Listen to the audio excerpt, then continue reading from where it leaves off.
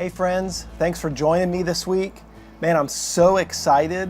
We're starting in the New Testament this week. If you're doing our weekly Bible reading plan that we're following, then yesterday on Tuesday, we started in the book of Matthew. And you know, I've grown to love the first few verses of Matthew chapter 1. Growing up as a kid, you know, reading through the Gospels, when you open with just this list of names, the genealogy, listen, the bottom line is, it is not riveting reading. You're just reading through this list of names. But the reality is, there's incredible significance and beauty that the Gospel opens this way. So, to help us understand, number one, I hope that it already stood out to you as we've been reading through the Old Testament that many, if not all of these names are now very familiar to us. And with every name belongs a story. And that's the power of the significance of these opening verses. Think about it like this. We already recognize this even in our own day and age, but man, especially into the world that Jesus was born into, the culture of the day was one of honor and shame. And the idea was that you wanted to bring your family honor.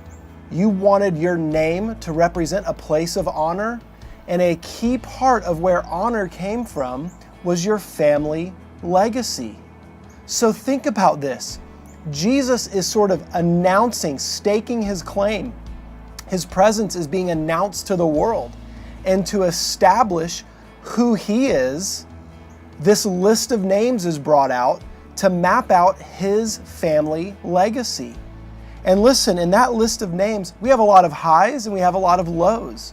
He's introduced as the son of Abraham and the son of David, a couple of high points.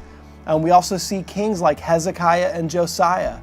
And yet, along with those names, there's some awful legacy in some of the stories in Jesus' background. A big example would be the king Manasseh, probably the worst king in all of Judah and Israel's history. You can see his story in 2 Kings 21 and in 2 Chronicles 33. I mean, what an awful guy. He brought in idol worship into the very temple of God. He sacrificed even his own children to foreign gods. And yet Jesus doesn't hide from all of this. He welcomes and embraces the full legacy because his family legacy is the human story, one filled with brokenness and shame.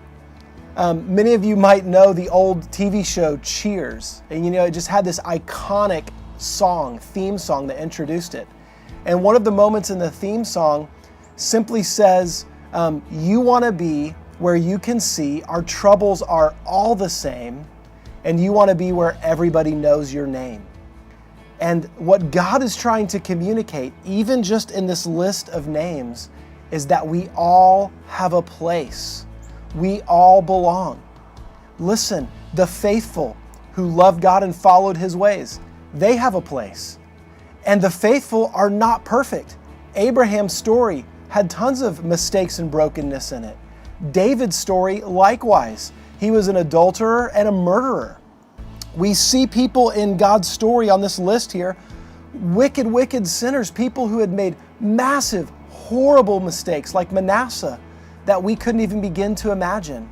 And yet Manasseh repented and God forgave him, as we can see in 2 Chronicles 33.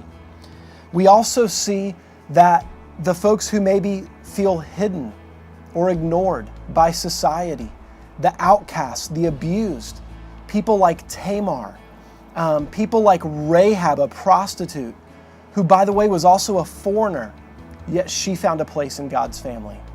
Or someone as simple as Ruth. Listen, if it wasn't for the small little book of Ruth, she'd sort of be lost to history. Just kind of this simple lady who was committed to her mother-in-law and, you know, just someone who lived a simple, steady life, and yet now she's in the line of Christ.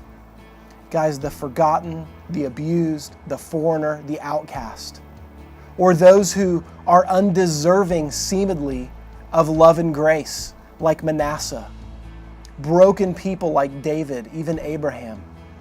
Guys, we have a place in the family of God. And what this list of names represents is God's heart to all humanity. Jesus, his honor is actually built upon the fact that he does not reject us because of our shame. In fact, he embraces us in our shame and brokenness. He not only forgives our shame, friends, the story of the Gospels is that he has taken our shame upon his shoulders. He wears it, and he came for us. He laid down his life for you and for I.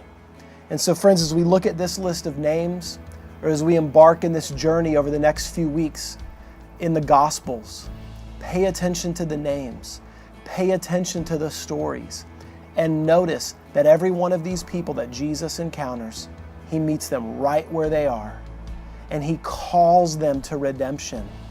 And friends, he calls us to a life of purpose. He doesn't just heal our brokenness.